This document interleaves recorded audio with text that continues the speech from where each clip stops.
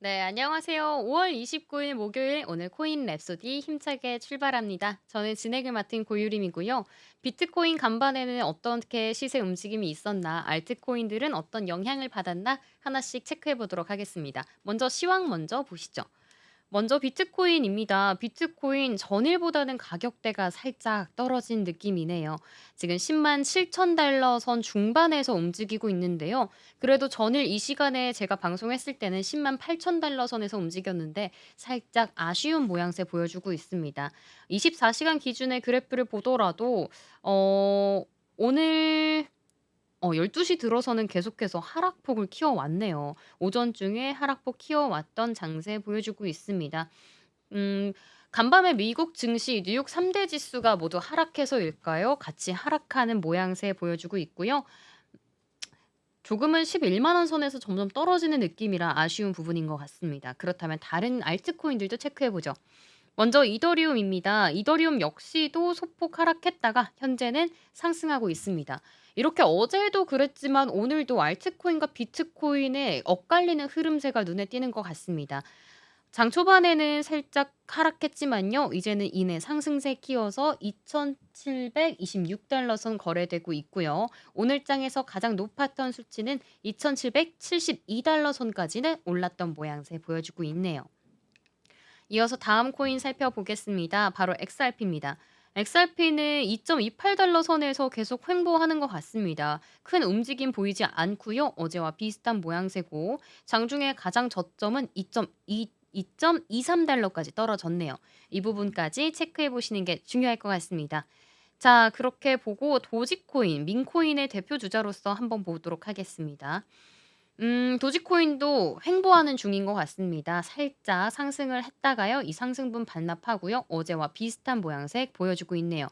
이어서는 금 시세부터 체크해 보겠습니다. 금 역시나 3,300 달러 선 회복하지 못하고 있네요. 3,267 달러 선 지나가고 있는 금입니다.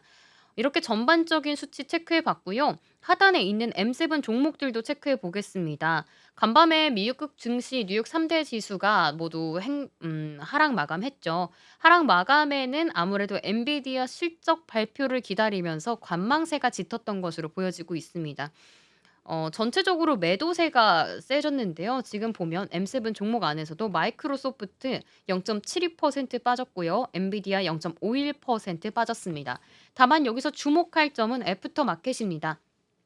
엔비디아의 실적이 이렇게 마이너스 0.51% 하락한 뒤에 그다음에 장 마감 후에 발표가 됐는데요. 장 마감 후 발표가 된 직후 예상치보다 좋았던 이 실적 발표에 4% 안팎까지 애프터마켓에서 엔비디아가 오름세 기록한 점 참고하시면 좋을 것 같습니다. 다만 애플은 그동안 많이 떨어져서일까요? 0.1% 상승했네요. 아마존 0.63% 하락했고요. 알파벳은 0.34% 하락했습니다. 테슬라도 한번 보면요. 테슬라 전일에 많이 7% 가까이 껑충 뛰었다가 이제는 1.65% 간밤에 하락했던 수치 보여주고 있습니다. 하지만 간밤에 이 엔비디아 실적 발표를 앞둬서 하락했기 때문에 애프터 마켓 참고하셔야겠고요.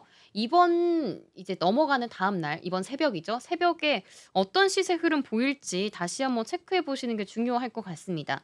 네, 그렇다면 시세 확인은 여기까지 하도록 하고요. 이번에는 PPT로 넘어가서 코인 소식과 글로벌 이슈들 한번 만나보도록 하겠습니다. 막이 오른 미국 최대 비트코인 행사 어제부터 말씀드렸는데 이 행사에 대한 말들이 많이 나오고 있습니다. 아무래도 코인에 직접적인 영향을 줄 수 있기 때문에 시장에 이목이 쏠린다는 점 체크하시면 좋을 것 같습니다. 먼저 미국 최대 이 행사가 개막한 가운데 새로운 모멘텀이 될 수 있는 이야기들이 나오고 있습니다. 하나씩 살펴보면요. 비트코인 컨퍼런스는 일단 2019년에 처음 개최가 됐고 올해로서 7회째를 맞는다고 하네요. 행사가 본격적으로 주목받은 건 사실 이 7년 전부터는 아닌데요. 아무래도 비트코인에 대한 관심세가 짙어지면서 행사가 화두에 올랐습니다. 그게 바로 지난해인데요. 특히 지난해에는 도널드 트럼프가 이 행사에 등장을 하면서 이목을 끌었습니다. 트럼프 대통령이 당시에는 당연히 당선되기 전에 등장을 한 건데 이때부터 미국이 세계 최대의 비트코인 강국으로 만들겠다고 선언을 했습니다. 당시 비트코인은 트럼프 발언 직후에 무려 3%나 올랐다고 하네요. 트럼프가 당선되지 않았음에도 이 정도의 힘을 발휘했다는 점이 놀라운 것 같습니다. 올해 참석자들도 한번 체크해 보면요. 올해는 트럼프가 직접 등판하진 않았지만 트럼프와 친하고 비트코인과 친한 이 인물들로 구성이 되었네요. 특히 트럼프 일가를 비롯해서 미국 정치권 인사들이 대거 참여하면서 이들 발표에 관심이 쏠렸다고 하네요. 과거 사례를 볼 때 해당 발표가 시장에 변동성을 줄 수 있기 때문에 시장에서 이 행사에 관심을 크게 가진 것으로 보여지고 있습니다. 아무래도 트럼프의 전례가 있기 때문에 그런 거고 트럼프의 좀 되게 가까운 사람들이 오기 때문에 이 부분이 트럼프의 입장이다 이렇게 생각할 수 있을 것 같습니다. 실제로 트럼프 가족의 미디어 그룹인요. 트럼프 미디어 앤 테크놀로지 개최 직전에 25억 달러 규모의 비트코인 전략 비축안 설립하겠다고 발표한 바 제가 말씀드렸었습니다. 그렇기 때문에 이 트럼프 일가의 공세 그리고 비트코인 컨퍼런스 연이어서 비트코인 관련된 소식들이 나오고 있습니다. 다만 아쉬운 건 사실 이 비트코인 시세에는 큰 영향을 주지 못하고 아직 1 0 7 0 0 달러 선에서 횡보한다는 게 크게 영향을 끼치진 않는다는 생각이 드네요. 그렇다면 이 보고서를 통해서도 비트코인 컨퍼런스 기점으로 비트코인 비축의 새로운 모멘텀이 될 수 있다는 말까지 나왔습니다. 이와 관련해서는 다음 기사로 좀 자세하게 다뤄볼 건데요. 뿐만 아니라 어제 말씀드렸던 이 비트코인 컨퍼런스에서 신시아 루미스 미국 공화당 상원의원이 비트코인법을 다음 주에 발의가 이게 한다고 이야기를 했죠. 상원 최종 심의 단계에 돌입했다는 점도 기억해 주시면 좋을 것 같습니다. 그래서 이 법도 이야기 드렸고요. 이번에는 지금 사진 속에 나와 있는 인물이 누구냐면요. 미국의 부통령입니다. 벤스 미국 부통령인데 이분도 컨퍼런스에 나와서 연설을 했습니다. 이때 한 말이 바이든 정부의 가상화폐 탄압은 끝이 났다며 업계에 대한 지지를 다시 한번 확인한 걸로 보여지고 있습니다. 그래서 여기서 밝혔던 바가 바로 초크 포인트 작전 2.0 종식을 선언했다고 하네요. 이 초크 포인트 작전 2.0을 살펴보면요. 조 바이든 정부 시절에 미국 정부가 은행과 이 정부, 금융기관을 압박을 해서 가상자산 거래에 있어서 뭐 기업과의 거래를 사실상 막아온 법안이라고 합니다. 이를 종식시키겠다고 선언을 한 것이네요. 그래서 벤스 부통령 이뿐만 아니라 적대적인 규제 철폐도 이야기를 했고요. 지니어스 법안에 대한 이 스테이블 코인 법제화도 이야기를 했습니다. 또 가상화폐와 스테이블 코인에 대한 명확한 시장 체계도 구축하겠다는 등 트럼프 행정부의 가산자산 정책 3대 정책을 발표를 했습니다. 그는 스테이블 코인은 달러를 위협하지 않고 오히려 강화할 수 있는 조치라고 이야기를 했고요. 지니어스 법안 같은 경우에도 스테이블 코인 활동을 미국 내로 끌어들일 수 있기 때문에 달러 위상을 높일 것이다. 이렇게 이야기하고 있네요. 달러의 위상을 높인다. 이것이 트럼프 정부가 지금 추구하는 바이죠. 이 역시도 트럼프의 목표를 위해서 비트코인도 좀 힘을 실어줄 수 있다. 미국을 더 강대국으로 만들 수 있는 수단 중 하나다. 이렇게 힘을 싣는 것 같습니다. 그렇기 때문에 스테이블 코인부터 이런 지니어스 법안 그리고 가상화폐 비축에 대해서 이야기들이 오갔던 연설이기 때문에 한번 주목해 봤습니다. 그리고 벤스 부통령은 이런 이야기도 했습니다. 게리 건슬러 SEC 위원장에게 소비자 보호라는 명분 아래에 금융 민주화를 향한 모든 시도를 공격했다고 비난을 했고요. 그러면서 관료적 전쟁으로부터 혁신을 지키기 위해 그를 해임했다고 설명을 했네요. 그러면서 가상화폐는 시민의 자유를 보호하는 도구일 뿐 나쁜 정책, 인플레이션 차별로부터 회피할 수 있는 수단이다. 이렇게 비트코인과 가상화폐 자체를 조금 좋게 설명을 하고 있는 모습들이 포착됐습니다. 어제는 데이비드 섹스 이 차르, 크립토 차르에 대해서 이야기를 나눠봤는데요. 이번에는 부통령의 말까지 빌려서 한번 이 컨퍼런스에 대해서 체크를 해봤습니다. 그렇기 때문에 이 친 비트코인 대통령이라는 트럼프의 행보에는 더 박차를 가하고 있는 것 같습니다. 다만 이런 부분에 있어서 트럼프가 작년에는 등판에서 했던 말들이 비트코인을 3%나 끌어올려 줬는데 트럼프의 최측근들이 나와서 트럼프의 입장을 대변하는 듯한 가상자산을 우호적으로 보는 듯한 말을 했는데도 가상자산, 이 비트코인 시장이 크게 올라주지 않은 점은 상당히 아쉬운 것 같습니다. 이제는 시장이 두루뭉술한 말들보다 뚜렷한 정말 법안, 뚜렷한 가상자산을 위한 움직임, 이런 것들이 필요할 때가 아닌가 하는 생각이 드는 것 같네요. 그럼 이어서 다음 기사 만나보겠습니다.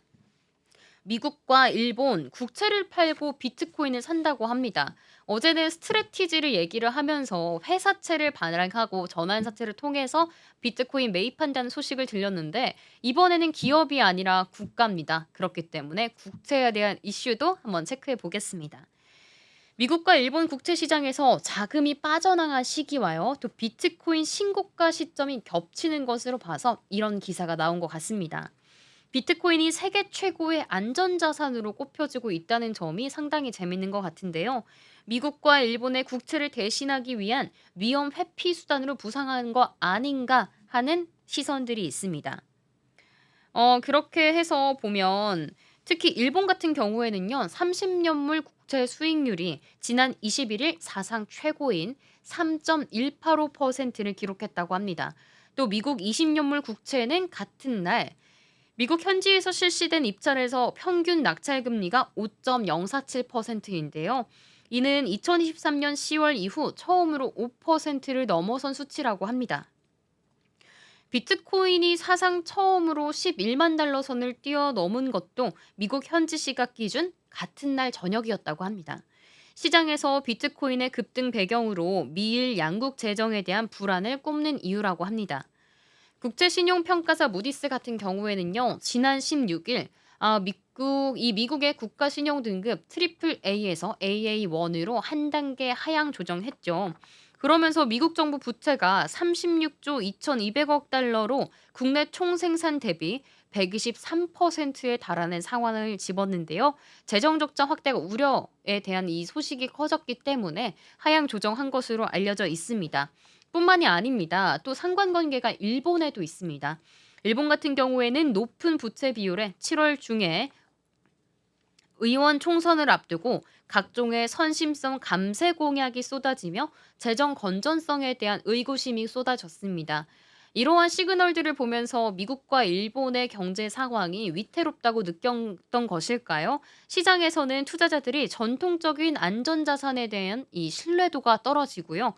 좀 재검토하면서 비트코인을 새로운 해지, 위험 회피 수단으로 고려한 거 아닌가 하는 분석들이 이어지고 있습니다. 비트코인은 정부와 중앙은행의 통제를 받지 않는 탈중앙화 자산인 점 주목하시는 게 좋을 것 같습니다.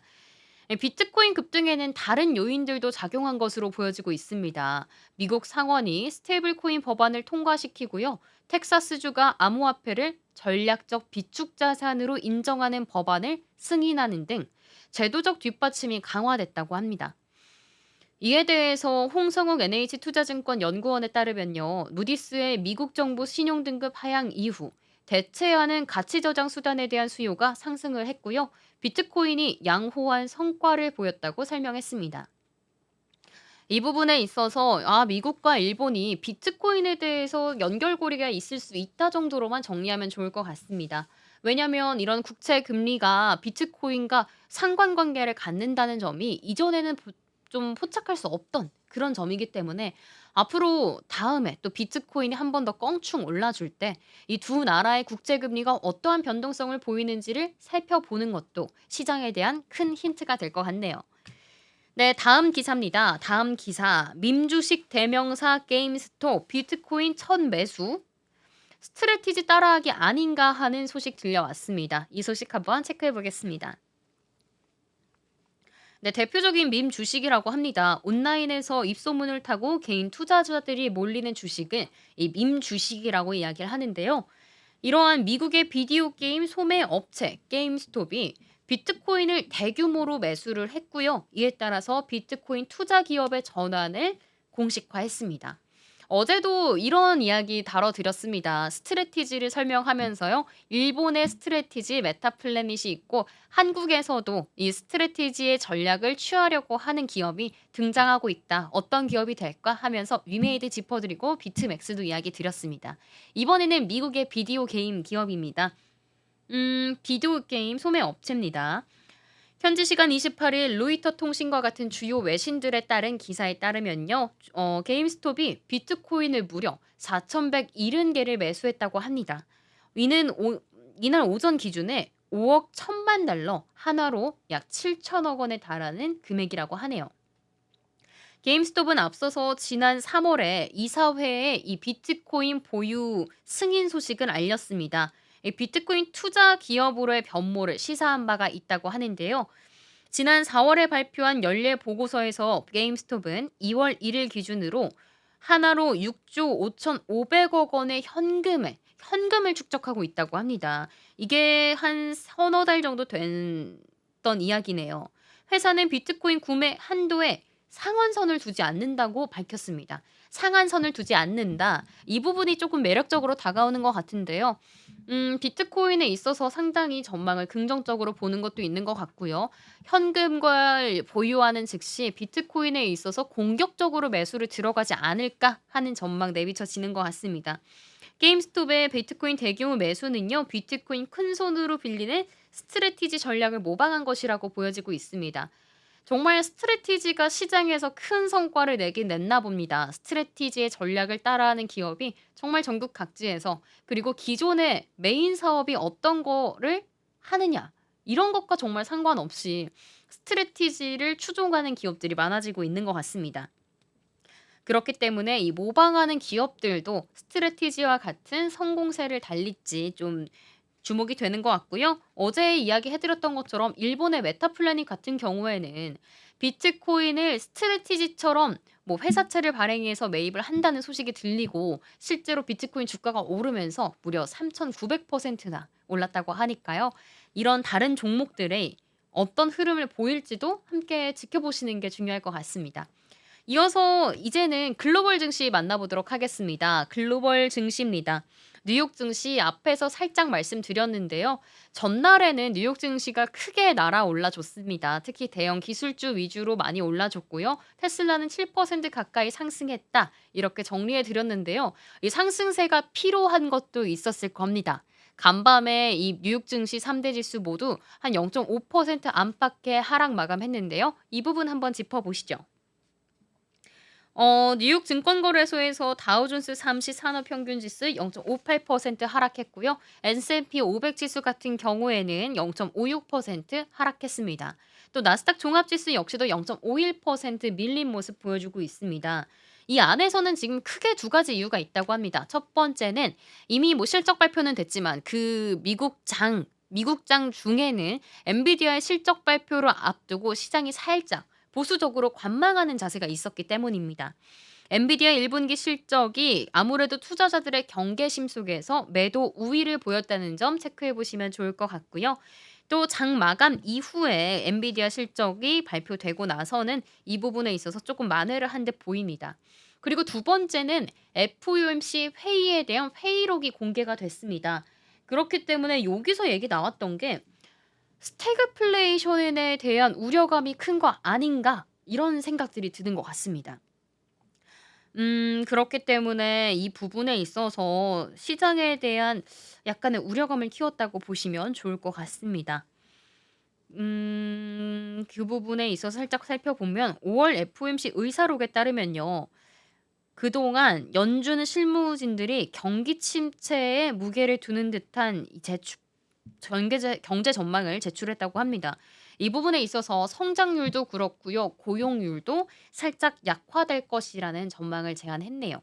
인플레이션이 더 지속할 것이라고 보고 있고요. 또 실물 활동에 대한 위험은 하방 쪽으로 기울어졌다. 뭐 경기 침체에 들어설 가능성이 거의 기본 전망만큼이나 크다고 이야기합니다. 뭐 그런 부분들이 아무래도 시장에 투심을 끌어올리기 쉽지 않았던 하루였던 것 같습니다. 이런 와중에 우리 시장도 오전 10시 직전에 한국은행에서 기준금리 발표했습니다. 0.25% 포인트 인하했는데요. 기준금리를 2.75%에서 2.5%가 연간 금리가 됐습니다. 뿐만 아니라 GDP 성장률 역시도 하향 조정했는데요. 현재는 0.8%의 성장치라고 이야기가 나왔다는 점 체크하시면 좋을 것 같습니다. 장중에 업종도 살펴보면요. 도널드 트럼프 대통령이 반도체 설계 회사들을 상대로 뭐 중국에 제품을 팔지 못하게 했던 행정명령 보도가 나왔다는 점도 체크해 주시면 좋은데, 반도체 관련주가 이 소식으로 다만 급락하지 않은 점, 이 점을 좀 주목하시면 좋을 것 같습니다. 지금 이 반도체에 대해서 이야기 드렸는데요. 뿐만 아니라 이 부분은 엔비디아 설명할 때 조금 더 다뤄드리겠습니다. 뭐 업종들 살펴보시면 모든 업종들이 하락했다고 하고요. 특히나 소재, 에너지, 유틸리티가 1% 정도 하락했다는 점 체크해 보시면 좋을 것 같고, 매그니피센트 7, M7 종목들은 보합권에서 등락을 어긋났다는 점, 엇갈렸다는 점 방금 시작에 시세 시황으로 체크해 드렸습니다. 또 미국 의류업체인 에버크롬비 앤피치는 1분기 호실적 주가를 발표하고 14%나 급등했네요. 개장 전 거래에선 27%까지 확대했다고 하니까 이 부분에 있어서는 변동성이 상당히 컸다는 점 주목해 보시면 좋을 것 같습니다. 네, 그렇게 된다면 사실 이번 시장의 하이라이트죠. 엔비디아에 대해서 정리를 해보도록 하겠습니다. 엔비디아가 호실적 발표합니다. 그렇기 때문에 엔비디아에 있어서 시장은 기대가 아마 컸을 것 같습니다. 역시 예상대로 좋은 실적을 발표를 했는데 그보다도 더 좋았다고 합니다. 하지만 시장에서는 이 부분에 있어서 어마무시하게 껑충 뛰진 않을 거라는, 주가가 껑충 뛰지 않을 거라는 시선도 있는데요. 물론 이 간밤에 있었던 수치를 보고 이야기하는 것도 있을 거고요. 이제 다가오는 한국 시간으로 밤 동안 엔비디아가 얼마만큼 성장할지 예측이 안 되기 때문에 이런 이야기들이 오가는 것 같습니다. 그래서 어닝 서프라이즈라고 보긴 살짝 어렵고, 그렇다고 어닝 쇼크는 절대 아닌 그런 호실적을 냈다고 봐주시면 좋을 것 같습니다. 자, 그래도 매출과 순딩 모두 예상치를 상회했다는 점 주목해 주시고요. 그 안에서 정말 분야들이 많은데 데이터 센터가 전년 대비 73%나 급증했다고 합니다. 이 부분이 중요할 것 같습니다. 데이터 센터 아무래도 AI가 확장함에 따라서 더 이 필요성이 커지고 있는데요. 이 부분에 있어서 엔비디아가 좀 더 확장하고 가속화됐다 체크해 주시면 좋을 것 같고, 뿐만 아니라 뭐 게임 산업에 있어서도 엔비디아가 크게 날아올랐다는 점도 말씀드리겠습니다. 사실 엔비디아의 이 실적에 있어서 걱정이 됐던 건 바로 H20 때문인데요. 최근에 도널드 트럼프 대통령이 엔비디아가 중국으로 수출하는 H20을 수출하는 걸 막은 바가 있습니다. 그렇기 때문에 이 반도체에 대한 재고에 대한 걱정도 있었을 거고요. 그리고 반도체가 중국 시장에, 제가 알기로는 엔비디아가 중국에 수출하는 그 비중이 18%나 되는데 이 부분을 포기했다는 점이 상당히 타격이 있을 거다. 그렇기 때문에 실적이 안 좋을 수도 있다. 이런 시선도 있었습니다. 하지만 이 부분은 다행히도 예상보다는 작았다고 합니다. 실제로 젠슨왕 CEO 역시도 이 부분에 있어서 매출은 크게 적었지만 그래도 이 남은 재고들을 처리하는 데 어려움은 있었다. 재고들에 있어서 손실은 있었다고 얘기를 했고요. 또 중국에서의 이런 제재가 없었더라면 더 높은 매출을 내고 또 앞으로의 전망도 낼 수 있는데 아쉽다. 이런 점들을 이야기했다고 합니다. 이뿐만 아니라 EPS 중요하다고 합니다. 주당 순이익인데요. 0.96달러로 올랐습니다. 그렇기 때문에 이 부분 체크해 봤고요. 다음 분기가 사실 중요할 것 같습니다. 다음 2분기 같은 경우에는 H20에 대한 매출이 더 급감하지 않을까 하는 생각도 들고요. 이때도 좀 견조하게 유지를 해 줘야 엔비디아뿐만 아니라 이 엔비디아 얽혀 있는 SK하이닉스라든가 다른 반도체 업종들도 크게 상승해 나갈 것 같습니다. 그렇기 때문에 다음 분기는 450억 달러의 매출을 기록할 것이라고 예상한다는 점 체크해 보시면 좋을 것 같습니다. 아까 말씀드렸던 H20 칩 수출이 제한되지 않았더라면 정확하게는 매출이 약 80억 달러나 더 높았을 것이라고 아쉬움을 내비쳤다고 하네요. 그렇게 아까 말씀드린 것처럼 정규장에서는 0.51% 하락했으나 시간의 거리에서는 4% 이상 뛰었다고 합니다. 여기서 주목할 만한 점은 엔비디아 같은 경우에는 혼자 움직이지 않습니다. 우리나라 시장도 개장을 하고 나서 엔비디아와 관련된 종목들이 튀어 올랐는데요. SK하이닉스가 지금 아마 제가 보기 전까지는 2% 안팎의 성장률을 기록했던 점 봤습니다. 다만 아쉬운 점은 크게 어제만큼 SK하이닉스가 날아오르진 않았다는 점 주의하시고요. 삼성전자도 그렇게 뭐 강보합권을 유지했던 것으로 기억하고 있는데 강보합권 유지하고 있기 때문에 상당히 아쉬운 점들 보여주고 있다. 이렇게 생각하시면 좋을 것 같습니다. 여기에 뿐만 아니라 엔비디아가 상승하면 올라줄 수 있는 종목들도 체크해 보면 좋은데요. 반도체만 오르는 게 아닙니다. 사실 이게 다 엮여 있는 산업이기 때문에 반도체가 왜 필요하냐면 AI를 만들기 위해서 필요하기 때문에 AI가 올라주고요. 이 AI를 만들려면 이 전선, 변압기 이런 것도 필요하고요. 이렇게 만들어진 데이터를 좀 보관하고 할 수 있는 데이터 센터까지도 그 영향을 받을 수 있습니다. 그렇기 때문에 이번 장에서 국내 증시에서 또 특징주들이 나왔다는 점도 함께 체크해 보시면 좋을 것 같습니다. 특히 한국의 전선과 전력 설비 관련주에 대한 기사들 한번 바로 만나보겠습니다.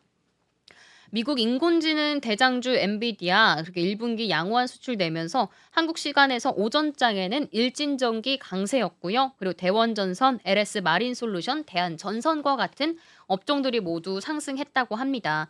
이러한 부분들도 아무래도 AI 관련 장비 설비 수요가 지속해서 확대되기 때문에 이 부분이 수혜받을 수 있다는 점도 체크해 주시면 좋을 것 같습니다. 뿐만 아니라 엔비디아가 올라주면 SK하이닉스가 올라주고 SK하이닉스 올라주면 이와 관련된 한미반도체, 한화세미텍도 함께 지켜보시는 게 중요하다는 점. 이 부분도 체크해 주시면 좋을 것 같습니다. 그래서 간밤에 있던 소식들도 생각을 해 보시면서 국내 증시 봐주시면 좋을 것 같고요. 또 미국장에서 지금은 살짝 주춤하지만 또 AI, 엔비디아, 뭐 로봇 이런 점들도 함께 가져가시는 게 중요할 것 같습니다. 반도체 칩이 이제는 휴머노이드 로봇에 삽입이 되고 AI와도 깊은 연관성이 있기 때문에 로봇에 대한 부분들 체크해 보면 좋은데요. 최근에는 일론 머스크가 옵티머스를 발표를 했죠. 근데 중국에서도 이런 로봇이 나왔다고 합니다. 특히 로봇 간의 격투기를 하는 그런 부분들이 나왔는데 로봇 간의 격투기를 하고 또 로봇이 춤을 추고 뭐 요리를 하고 그런 부분들이 인간과는 큰 상관이 없을 거라고 생각하실 것 같은데요. 그 부분이 다시 시사하는 바는 그만큼 정교한 행동을 할 수 있게 만들었다는 점입니다. 그래서 인공지능과 관련된 이 휴머노이드 로봇에서 휴머노이드 로봇의 하드웨어라고 하죠. 하드웨어가 되게 완벽하게 구현이 되고 있다는 점을 주목해 주시면 좋을 것 같고요.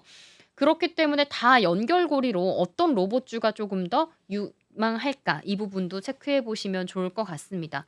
그리고 한 가지 더 말씀드리고 싶은 게 글로벌 증시에서 사실 주목했던 게 테슬라에서는 스타쉽이 이번에 성공할까? 이 부분이었습니다. 스타쉽이 9번째 발사를 했다고 하는데 아쉽게도 지금 이 부분이 지구 궤도 시험 비행에 실패했다는 소식이 들려왔습니다.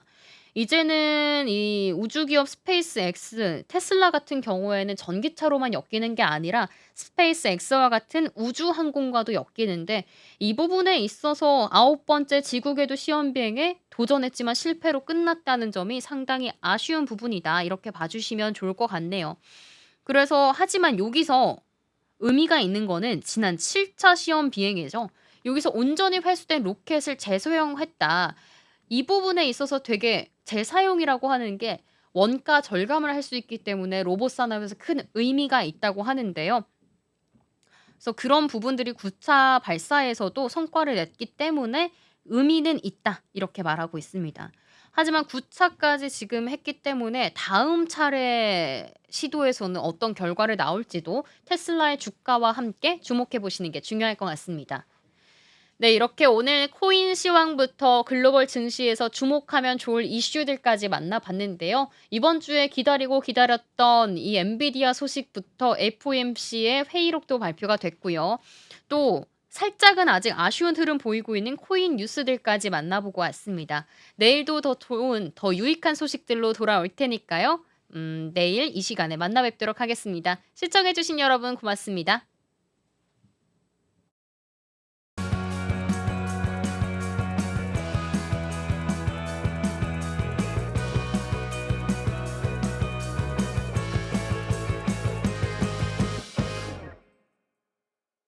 시청자 여러분 안녕하십니까? 국내외 주요 소식 전해드리는 모두의 증시 고유림입니다. 첫 번째 뉴스입니다. 두산 에너빌리티가 원자력 발전과 소형 모듈 원자로 가스터빈 분야에서의 사업 확대에 대비해 신입과 경력 인력 채용에 본격 나섰습니다. 생산시설 확충에 이어 인재 확보에도 적극적으로 나서며 다가올 원전 슈퍼사이클에 대비하는 움직임으로 풀이됩니다. 27일 업계에 따르면 두산 에너빌리티는 다음 달 9일까지 채용 연계형 인턴 지원서를 받으며 동시에 상반기 경력사원 채용도 진행 중입니다. 채용 연계형 인턴의 경우 지난해 약 100명 규모였던 채용이 올해는 다소 확대될 전망입니다. 국제에너지기구는 글로벌 원전 설비 규모가 현재 396기가와트에서 2050년 916기가와트로 2배 이상 성장할 것으로 예측하고 있습니다. AI 데이터 센터 확장과 탄소중립 정책 강화에 따른 전력 수요 폭증으로 원자력 및 LNG 발전의 중요성이 커지고 있습니다. 최근 전 세계적으로 탈원전 정책을 철회하는 국가들이 늘고 있는데 도널드 트럼프 전 미국 대통령이 2050년까지 원자력 발전 용량을 4배 확대하는 행정명령에 서명했으며 이탈리아, 벨기에, 스웨덴 등도 탈원전 기조를 완화하고 있습니다.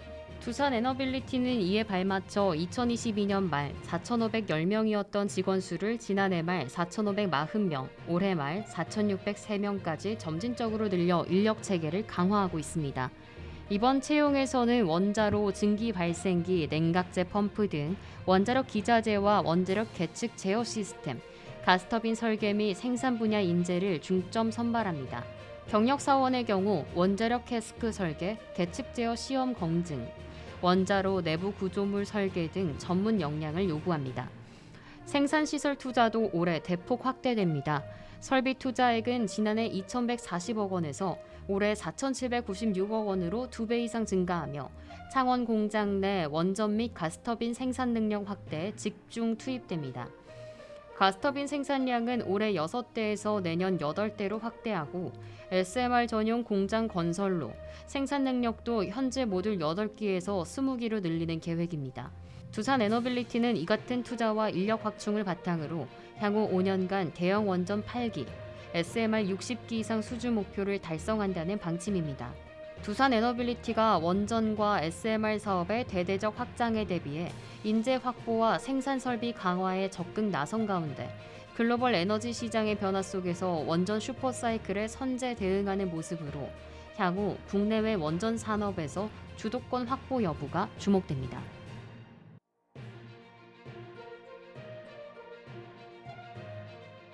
기업 회생 절차를 진행 중인 홈플러스의 식품 기업들이 제품 공급을 중단하는 사례가 다시 발생하며 유통업계와 소비자들의 우려가 커지고 있습니다. 27일 업계에 따르면 빙그레는 지난 24일부터 홈플러스에 대한 제품 납품을 중단했습니다. 빙그레 측은 거래 조건 협의 과정에서 이견이 발생해 납품을 일시 중단한 상황이라고 밝혔습니다. 이번 납품 중단은 빙그레가 홈플러스에 대해 처음으로 취한 조치입니다. 앞서 지난 3월 홈플러스가 기업 회생 절차 개시를 신청했을 때는 납품을 계속 유지한 바가 있습니다. 또한 메일 유업도 재고 문제 등을 이유로 일부 냉장 제품에 대해 홈플러스 납품을 중단하고 있는 것으로 전해졌습니다. 소비자와 업계 관계자 사이에서는 지난 3월 발생한 식품 업체들의 홈플러스 납품 중단 사태가 재현되는 것 아니냐는 불안감이 확산되고 있습니다. 당시 홈플러스가 기업 회생 절차에 돌입하자 오뚜기, 동서식품, 롯데 칠성 음료 등 주요 식품 기업들이 일제히 납품을 중단했다가 이후 다시 납품을 재개하는 혼란이 있었습니다. 특히 서울우유협동조합은 홈플러스와 거래 조건 합의에 실패하며 지난 3월 20일 납품을 중단했지만 43일 만인 이달 2일에야 납품을 재개했습니다. 업계는 홈플러스가 회생 절차를 안정적으로 마무리하지 못할 경우 유통망 차질과 소비자 피해가 커질 수 있다고 우려합니다. 한편 홈플러스 측은 공급 업체들과 협의를 이어가며 제품 공급에 차질이 없도록 최선을 다하고 있다고 밝혔습니다. 기업 회생 절차를 밟는 홈플러스의 다시 불거진 납품 중단 사태는 유통업계 불안감을 키우고 있습니다. 공급망 안정화와 소비자 피해 방지를 위한 해법 마련이 시급한 상황입니다.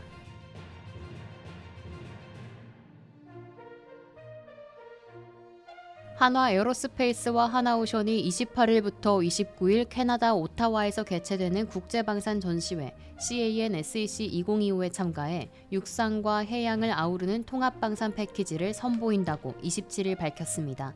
하나오션은 이번 전시에서 최대 60조 원 규모로 예상되는 캐나다 초계 잠수함 사업에 제안한 장보고3 배치2 잠수함을 공개합니다. KSS-3는 이미 한국 해군 배치1을 통해 성능이 입증된 무기 체계로 배치2는 한화 에어로스페이스가 개발한 리튬이온 배터리와 공기 부류 추진 체계를 동시에 탑재해 7,000해리 이상의 항속거리와 약 3주 이상의 자막 능력을 갖추고 있습니다. 하나오션은 캐나다 현지에 운용 및 정비센터를 구축해 30년 이상 지속적인 정비와 성능 개량을 지원할 계획입니다. 한화 에어로스페이스는 캐나다 육군의 간접 화력 현대화 사업을 위한 지상 장비를 대거 선보입니다. 글로벌 베스트셀러인 K9 자주포를 비롯해 K10 탄약 운반차, 차륜형 자주포, 다연장 로켓 천무 등이 전시됩니다. 특히 차륜형 자주포는 항속거리 700km, 최대 시속 100km로 캐나다 지형에 적합하다는 평가를 받고 있습니다. 또한 최근 해상 방위력 강화에 나선 캐나다를 위해 대함용 유도탄 등 맞춤형 무기 포트폴리오도 함께 제시할 예정입니다. 한화는 이번 전시를 통해 캐나다 정부의 공급망 현지화 및 기술 이전 정책에 부응하는 맞춤형 산업협력 방안도 적극 제안할 방침입니다. 마이클 쿨터 한화 글로벌 디펜스 대표는 한화의 통합방산 솔루션은 캐나다 국방 소요를 충족시키는 것은 물론 중장기적으로는 지역 안보 환경 변화에 효과적으로 대응할 수 있다며 인도태평양 지역에서 양국이 신뢰받는 전략적 파트너가 되는 데 기여하겠다고 밝혔습니다. 한화 에어로스페이스와 하나오션이 캐나다 방산전시회를 계기로 첨단 육상 해양 무기 체계와 현지 산업 협력 방안을 집중적으로 소개하며 북미 방산 시장 공략에 본격 시동을 걸었습니다.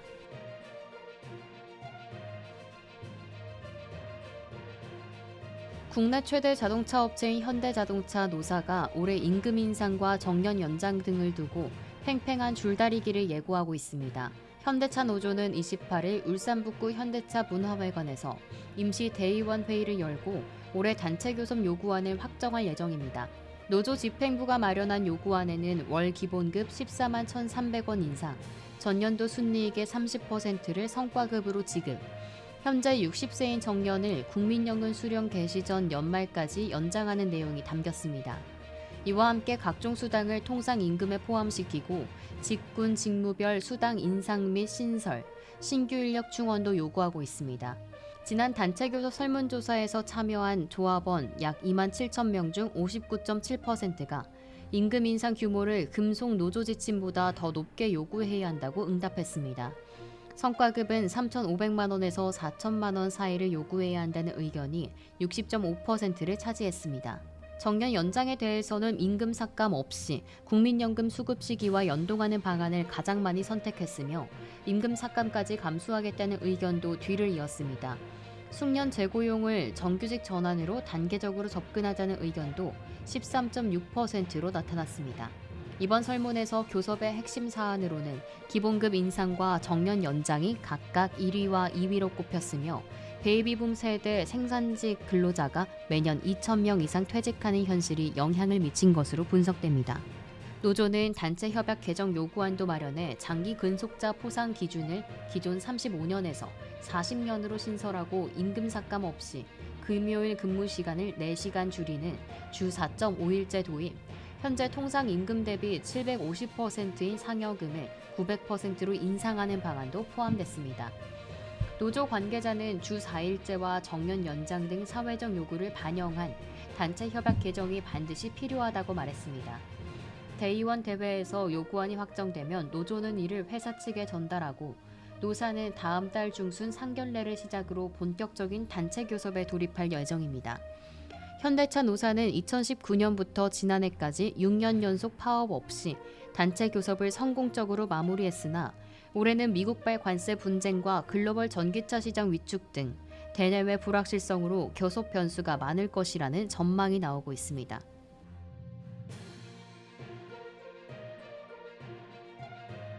가교보험사 설립이 추진 중인 MG손해보험이 노조 총파업으로 인해 설립 일정이 지연될 가능성이 커지고 있습니다. 노조가 전산자료 제출 거부와 보험 업무 중단에 나서면서 실사 지연은 물론 보험 계약자들의 피해가 우려되는 상황입니다. 28일 금융업계에 따르면 전국사무금융서비스 노동조합 손해보험업종 본부 MG손해보험 지부는 29일 금융위원회 앞에서 영업 일부 정지 규탄 및 총파업 결의 대회를 열 예정입니다. 이번 총파업은 금융당국이 지난 14일 MG손보 영업 일부 정지를 의결하고 가교보험사 설립 절차를 밟는 것에 대한 강력한 반발로 풀이됩니다. 가교보험사는 부실보험사를 정리하기 위해 예금보험공사가 한시적으로 운영하는 임시회사로 예보는 최근 보험업법상 최소 자본금인 300억 원을 출자했습니다. 정부는 가교보험사를 통해 기존 보험계약 조건을 유지한 채 삼성화재, DB손해보험 등 대형 손보사 5곳을 계약을 이전하는 계획을 추진했습니다. 이 과정에서 구조조정과 설계사 재배치, 정리해고가 불가피할 것으로 예상됩니다. MG손보 노조는 금융당국이 500여 명의 임직원 일자리와 가족들의 생존권을 뺏으려 한다며 총력 투쟁 의지를 밝혔습니다. 노조는 정상 매각과 직원 고용 승계를 요구하고 있으나 지급 여력 비율이 4.1%에 불과한 심각한 부실 상태로 인수 희망자가 나오기 어렵다는 전망이 지배적입니다. 노조가 파업에 돌입하면 전산 시스템 구축에 필요한 자료 제출이 중단되고 사고 접수 및 보험금 청구 등 기본 업무도 마비돼서 계약자 121만 명이 피해를 볼 우려가 큽니다. 금융당국은 이를 대비해 예보와 금융감독원 직원 70여 명을 고객 응대에 투입할 계획이나 전속 설계사 460여 명 규모에 비해 턱없이 부족하다는 지적입니다. 금융당국과 예보는 노조 총파업의 적법성 여부를 법적으로 따질 방침이며 이미 업무방해 금지 가처분 신청도 법원에 제출한 상태입니다.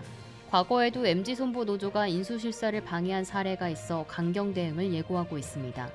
한편 보험업계에서는 가교보험사 설립이 지연될수록 소비자 피해가 커질 수밖에 없다는 점에서 노조와 타협을 통한 조기 해결책 마련이 필요하다는 목소리도 나오고 있습니다. MG손해보험 노조 총파업이 가교보험사 설립에 큰 걸림돌로 작용하며 소비자 피해 우려가 커지고 있습니다. 금융당국과 노조가 극한 대립을 이어가는 가운데 조속한 타협과 해결책이 절실한 상황입니다.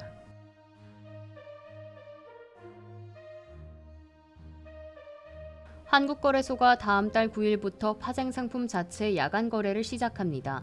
그동안 야간 거래는 유럽 거래소와 연계해 운영해 왔는데 이번에 직접 운영을 시작하며 거래 상품도 대폭 확대됩니다.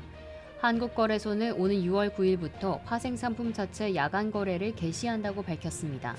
그동안 파생상품 정규 거래는 한국거래소가 직접 운영해 왔지만 야간 거래는 유럽 파생상품 거래소인 유렉스와 연계해 진행해 왔습니다. 하지만 다음 달 5일 기존 유렉스 연계 야간 거래가 종료되고 한국거래소가 직접 야간 거래를 운영하게 됩니다. 야간 거래 시간은 평일 오후 6시부터 다음 날 오전 6시까지 12시간 동안 이어집니다. 다만 야간 거래 시작일이 정규 거래 휴장일과 겹치면 야간 거래도 휴장합니다. 이번 자체 야간 거래 개시와 함께 거래 가능한 상품도 크게 늘어납니다. 기존에는 코스피 200 선물, 미니 코스피 200 선물, 코스피 200 옵션, 코스피 200 위클리 옵션, 미국 달러 선물 등 5개 상품이었으나 이번에 코스닥 150 선물, 미니 코스피 200 옵션, 코스닥 150 옵션, 3년 국채 선물, 10년 국채 선물 등 5개가 추가돼 총 10개 상품으로 확대됩니다. 또한 투자자는 정규 거래와 야간 거래를 동일한 계좌로 거래할 수 있게 됐기 때문에 더욱 편리한 거래 환경이 마련됩니다.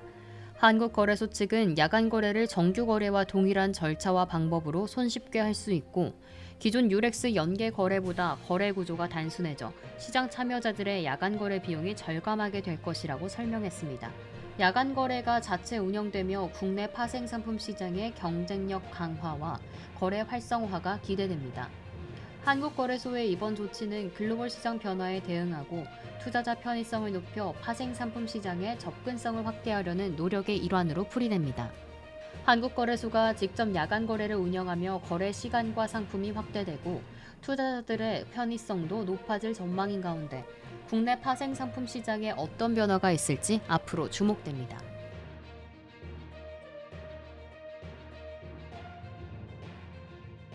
삼성전자가 최근 국내 주요 은행들과 약 10조 원 규모의 신용한도 약정을 체결한 것으로 확인됐습니다. 미국의 고율 관세 정책과 글로벌 업황 악화 속에서 위기 경영에 돌입한 삼성전자가 사실상 비상자금 확보에 나섰다는 분석이 나옵니다. 미국 정부의 보호무역 기조와 글로벌 경기 둔화로 반도체 업황이 휘청이는 가운데 삼성전자가 자금 확보에 나섰습니다. 28일 서울경제신문 단독 보도에 따르면 삼성전자는 최근 KB국민은행, 우리은행, IBK 기업은행 등 국내 주요 시중은행과 약 10조 원 규모의 원화 포괄 약정을 다시 체결했습니다. 원화 포괄 약정은 일정 한도 내에서 자유롭게 자금을 인출할 수 있는 일종의 마이너스 통장입니다. 이번 계약으로 삼성전자는 은행별로 수조 원 안팎의 여신 한도를 확보했고 대출 금리는 연 3에서 4% 수준인 것으로 알려졌습니다. 여기에 더해 삼성전자는 2조 원 규모의 반도체 전용 저리 대출도 한국산업은행에 신청해 승인을 받았습니다. 해당 대출은 지난해부터 운영된 반도체 설비 투자 특별 지원 프로그램을 활용한 것으로 금리는 연 2% 초반에 불과합니다. 그동안 자체 자금력에 기반해 정책 자금 사용에 소극적이었던 삼성전자가 태도를 바꾼 것입니다. 업계는 삼성전자의 이 같은 행보를 유동성 확보와 비용 절감이라는 재무전략 차원의 대응으로 분석하고 있습니다. 글로벌 반도체 시장의 불확실성이 장기화되며 기존의 매출 채권 기반 자금 조달보다 더 유리한 조건의 자금을 확보하기 위한 것으로 보입니다. 금융권 관계자는 삼성전자 입장에선 경영 불확실성이 커지면서 자금 조달 비용을 낮출 수 있는 방법을 다각도로 모색할 수밖에 없는 상황이라고 밝혔습니다. 한때 현금 부자의 상징이었던 삼성전자의 신중한 움직임이 위기감이 반영되는 해석이라고도 나옵니다. 자금 흐름 변화의 이면에는 거대한 산업 격변의 조짐이 감지되고 있습니다. 삼성전자의 이번 행보는 단순한 자금 확보 이상의 의미를 담고 있다는 분석입니다. 불확실성이 커진 글로벌 경제 환경 속에서 초격차 전략을 유지해온 삼성전자도 이제는 방어적 경영의 필요성을 절감하고 있는 것으로 보입니다.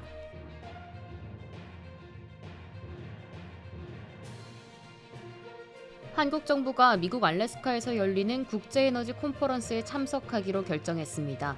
대통령 선거와 일정이 겹치며 고심이 이어졌지만 미국 정부의 높은 관심과 한미 통상 이슈까지 고려한 결정으로 보입니다. 다음 달 3일부터 5일까지 미국 알래스카 앵커리지에서 열리는 제4회 알래스카 지속가능 에너지 회의에 한국 정부가 실국장급 대표단을 파견하기로 했습니다. 산업통상자원부 고위 관계자는 28일 알래스카 주정부의 공식 초청에 따라 이번 행사에 참석하기로 결정했다며 다만 대통령 선거와 일정이 겹치는 만큼 장 차관 대신 실국장급 참석을 검토 중이라고 밝혔습니다. 이번 컨퍼런스는 원자력과 재생에너지, 액화 천연가스 개발 등 다양한 에너지 현안을 논의하는 자리입니다. 특히 AI 확산에 따른 전력 수요 증가와 미국 내 자원 개발 계획, LNG 수출 확대 전략까지 포함되며 미국 연방정부도 상당한 관심을 보이고 있습니다.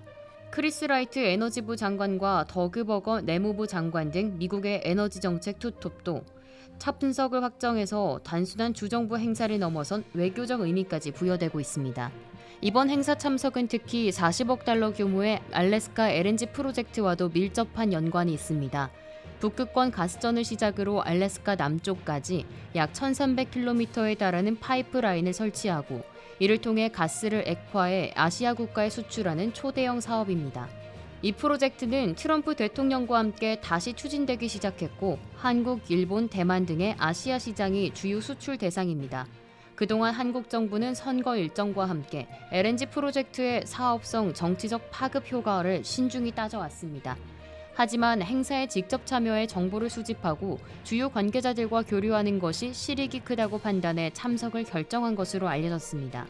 이번 참석은 향후 한미 통상 관계, 특히 고율 관세 이슈에도 영향을 줄 수 있는 만큼 전략적 선택이라는 분석도 나옵니다.